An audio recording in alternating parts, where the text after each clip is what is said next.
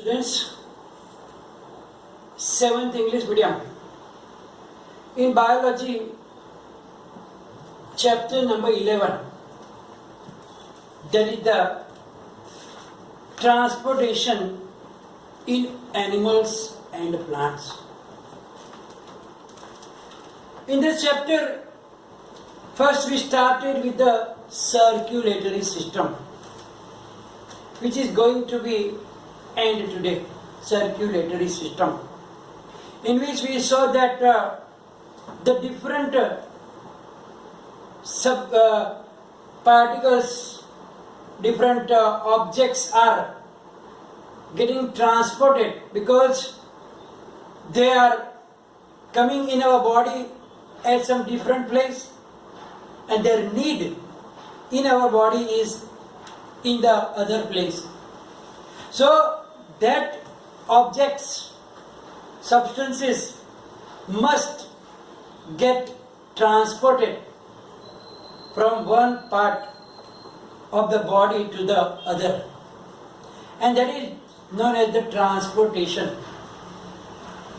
In the human being, that process is done by the circulatory system, and the main components were, as we already discussed about it, that is the blood vessels and heart. We already learned about the blood, the components of blood, and the functions of the blood. Then in the other videos, we learn about the different blood vessels like arteries, veins, and the capillaries. And lastly, we learn about our main, very delicate organ, that is our heart.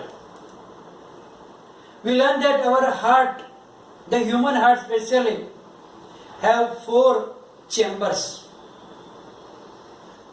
And that chambers are made such that we can prevent the mixing of blood, which is rich with carbon dioxide and which rich with oxygen. Because in human beings, there is a high requirement of energy. And for high requirement of energy, our body cells must get enough and plenty amount of oxygen. So now if the blood is getting mixed, that is with carbon dioxide and oxygen, then the cells will get the blood which is mixed with these 2 gases, and then there will be problem to produce the more energy. And so our energy requirement cannot be fulfilled. And therefore, to prevent that mixing, the heart, as I told you in the last session also, that it is divided into 4 chambers which are separated by their walls, so that the blood will not get mixed with each other. Because in one part there will be only the blood which is rich with oxygen, and in other part there will be blood only with carbon dioxide, and they will get in and out at different ways also. So there is no chance that they will get mixed. But in some other animals, there can be 2 chambers or 3 chambers also, and they probably will tolerate some extent of mixed blood, and it is required in them because our body is called warm-blooded. We are the warm-blooded animals. So the temperature of our body is maintained by our blood. When the outside weather is very cold, our blood keeps our body warm. And similarly, when it is very hot weather, the blood will cool down our body, and so it is maintaining our body temperature. But in cold-blooded animal, there will be no four chambers, so they will tolerate few mixing of carbon dioxide and oxygen, but about them you will learn in the higher standards. So now, as we learn about the part chambers like auricles and ventricles, now how does the heart function? How they pump the blood throughout the body? So first of all, when the blood which is rich with carbon dioxide, the blood with carbon dioxide from all parts of body comes into a right auricle, and then from it goes to the right ventricle. So the upper part is known as the auricle, lower part of the heart chambers are known as the ventricles. So when from the body the blood coming back is rich with carbon dioxide, so that from all the body parts that carbon dioxide rich blood is entering into the right auricle, and then from right auricle they go down in the right ventricle. Then what happens? The collected blood is pumped to the lungs. So now that carbon dioxide rich blood should get purified. How? By giving that carbon dioxide to the lungs and get oxygen back from the lungs. So then that blood is pumped out to the lungs by that artery which is named as pulmonary artery. That is, the lungs through pulmonary artery for purification. So when the blood comes into the right auricle to the right ventricle, then that heart will pump it, contract it, and with the force the blood will come out through the pulmonary artery, and then through that pulmonary artery it will go to the lungs for purification. Now what happens in the lungs? In the lungs, the exchange of gases takes place. It means that blood gives that carbon dioxide to the lungs and take the oxygen which was inhaled. And then that oxygenated, purified blood coming back to the heart, to the left auricle, through the pulmonary veins. I will show you the figure of that process first. Look at this picture here. Right? Here you can see that the blood coming through the veins back to the heart, which type of blood? Oxygen rich or carbon dioxide? Obviously the carbon dioxide rich blood.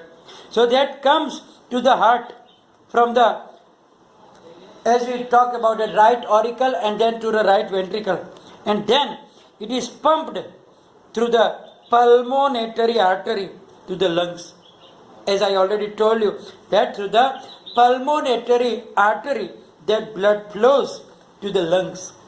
Then exchange of gas takes place in the lungs here, and then through the pulmonary vein again the blood enters in the heart to the left side of the auricle, and then it pumped into the left ventricle. So it sent back to left auricle through the pulmonary vein, and the left auricle then pumps the blood to left ventricle. So the blood is getting purified and come back to the heart through that pulmonary vein to the left auricle, and then it is pumped to the left ventricle. Now then again the heart is getting contracted, pumped, and then through the all veins, then the pure blood is pumped up to all the bodies through the arteries. Arteries are taking that pure, means oxygenated blood to all the body parts, and thus the complete cycle is there. Then again what happens? They go to the all body cells, give the oxygen there and bring the carbon dioxide back, and then the same process is done. Then it is again going to the lungs to exchange the gas, again purified, taking oxygen, come back, and so on. And this work is done by our heart without stopping.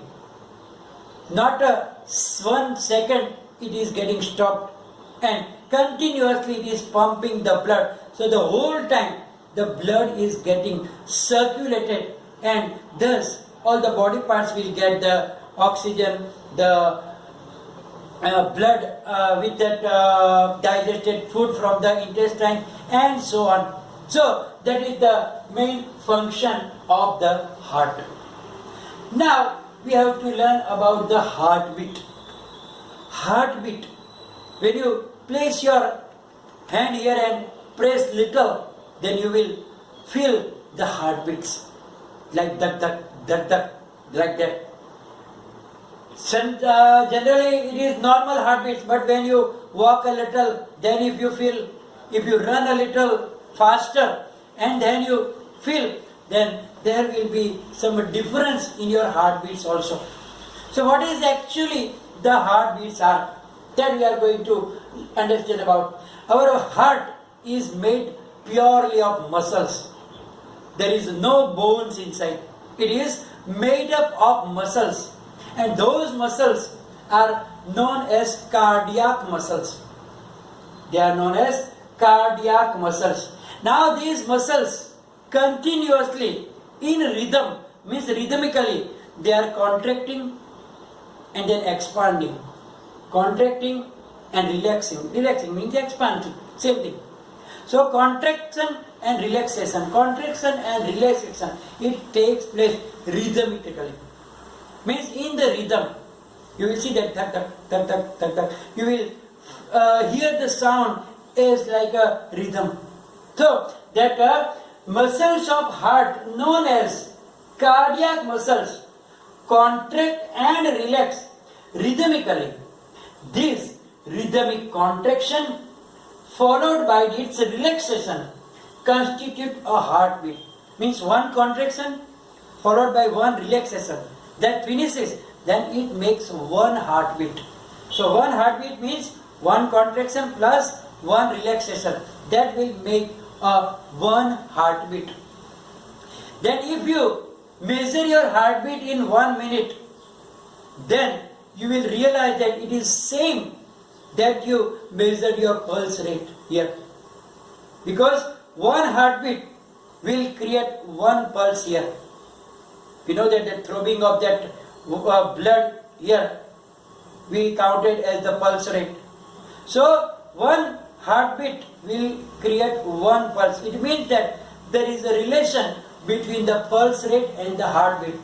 The number of heartbeat per minute will be same as the pulse rate in, means pulses, number of pulses in 1 minute, means the pulse rate. We talked about it that it is 70 to 80 in a healthy, normal, at rest person. If the person is at rest, the normal heartbeat will be between 70 to 80. But now, if you walk a little, then you find out the number of heartbeat, run fast, then it will be more. Because we already know about it that when we work hard, we need more energy, and to get more energy, the more oxygen is needed, and more oxygen to give them, the heart will pump faster so that the body will get oxygen in proper amount. So that is the story of the heartbeat. Now, how can doctor hear that heartbeat? You know that doctors are using that stethoscope. That stethoscope is looking like this. It has three parts. One, the tube, and then two earpieces. So the heartbeats, stethoscope, it is a device to amplify the sound of the heart so that the heartbeat can be heard properly. So to hear the heartbeats properly, then the doctors use this device which is known as stethoscope, and it is made up of three parts. It consists of three parts. First part is a chest piece. Chest piece means you know that it is like a big button here, and then the doctor put it here at different parts. And then second part is the two earpieces that they put it in the ears. And the third part, it is the tube that is joining that two earpieces to that chest piece. So that is known as the stethoscope. Now stethoscope is used by the doctors. They will hear the sound, listening the sound which is amplified by the stethoscope, and then they can understand the condition of the heart, that what is going on. So you can make a stethoscope, normal stethoscope, by your own also. Then what do we need? You can take a small funnel of 6 to 7 centimeter in diameter. You can take a funnel and then fix a rubber tube 50 centimeter long tightly on the stem of the funnel. We know that the funnel have a stem like that. So on that stem you can fix the rubber tube about 50 centimeter long and stretch a rubber sheet or a balloon on the mouth of the funnel and fix it tightly with a rubber band. Put the open end of the tube on one of your ears and place that rubber sheet one on your heart.